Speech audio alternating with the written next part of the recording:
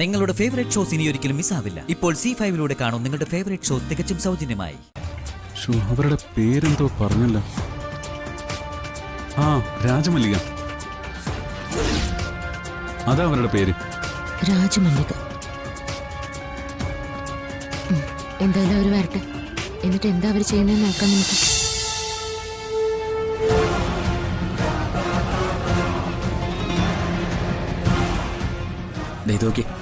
ഇതാ സ്നേഹേ, ദേ അവിടെ ഒരു 10 പവന്റെ വെഡിങ് സെറ്റ് ഇരിപ്പുണ്ട്. നിനക്കത് ഇഷ്ടാവും. ചെന്ന് നോക്കിക്കേ.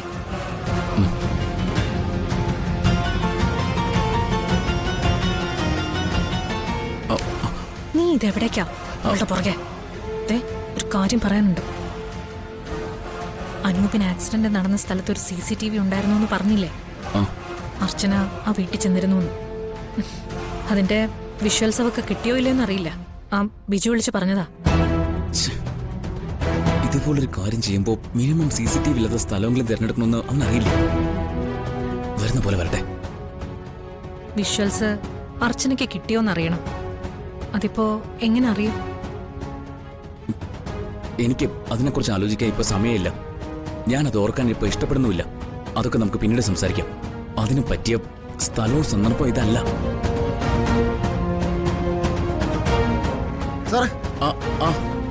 ദാ വരുന്നു.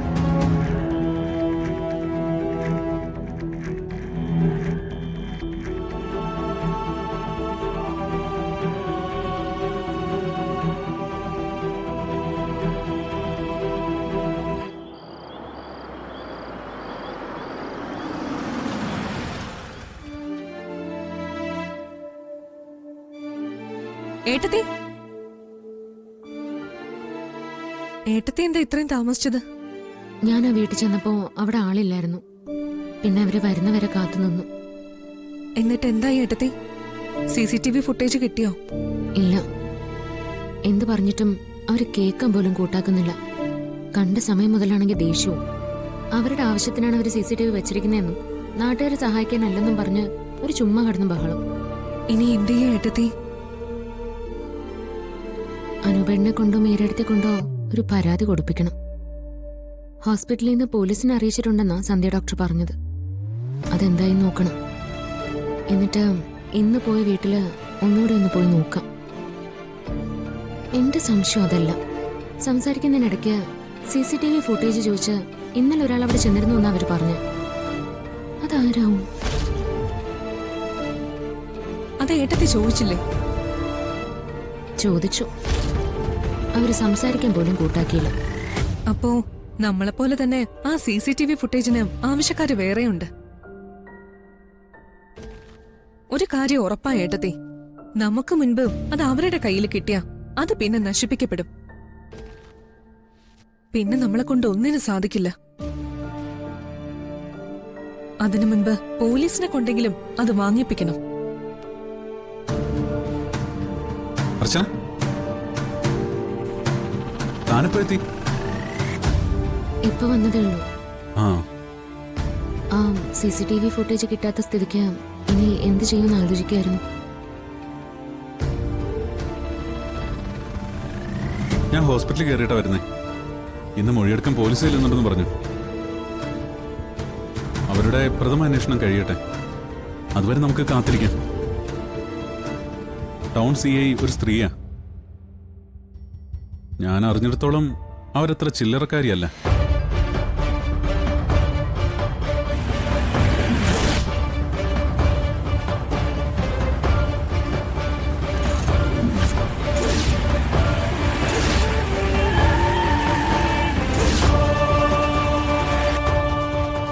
അവരുടെ അന്വേഷണം ഏത് വഴിക്ക് പോകുന്നതെന്ന് നോക്കാം. എന്നിട്ട് CCTVയുടെ കാര്യം നമുക്ക് അവരോട് പറയാം. അനൂപേട്ടനും മീരയെടുത്തിയും അവരുടെ സംശയം പറഞ്ഞ് നമ്മൾ ഈ കാര്യം കൂടി പറയുമ്പോ എന്തെങ്കിലും ഒരു തുമ്പ് ആ CIക്ക് കിട്ടാതിരിക്കില്ല. സച്ചേട്ടന് ആ CIയുടെ പേരറിയോ? എങ്കിൽ നമുക്ക് ശാലിനെ കൊണ്ടൊന്ന് വിളിപ്പിച്ച് സംസാരിക്കായിരുന്നു. അവരുടെ പേരെന്തോ പറഞ്ഞല്ലോ. ആ, രാജമല്ലിക. അതാ അവരുടെ പേര്. രാജമല്ലിക. എന്തായാലും അവർ വരട്ടെ. എന്നിട്ട് എന്താ അവർ ചെയ്യുന്നതെന്ന് നോക്കാം നമുക്ക്.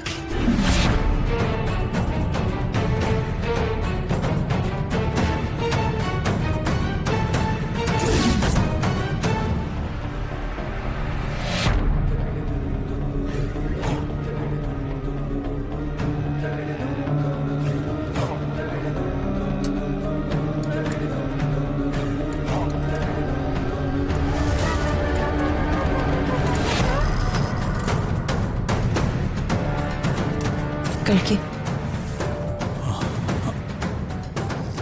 നിങ്ങളാണോ അനൂപ്? അതെ, ഞാൻ ഭാര്യയാ.